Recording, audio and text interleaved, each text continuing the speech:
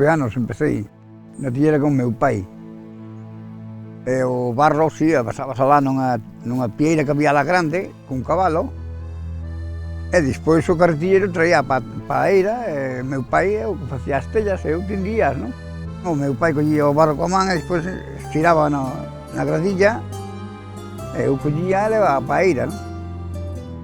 Así un día tras outro, un día tras outro.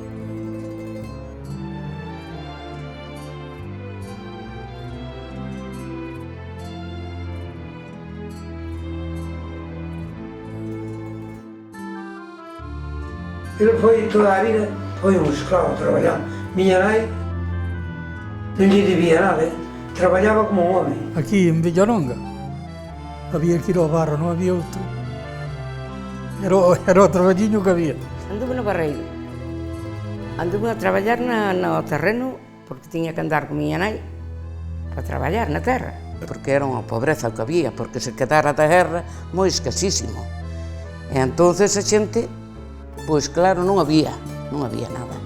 E entonces, pois claro, cando viña a xente a traballar aquí, pois nós como traballábamos e tiñamos que comer, moitos viñan afamados, que había xente aí de Dena que chegaban á nosa casa e a miña abuela sempre lle tiña pan para darlle e caldiño para comer, e dáballe todos os días de Dios.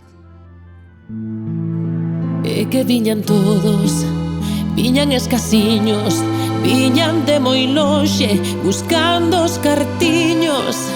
Era unha pobreza, non había nada, da maldita guerra era o que quedaba.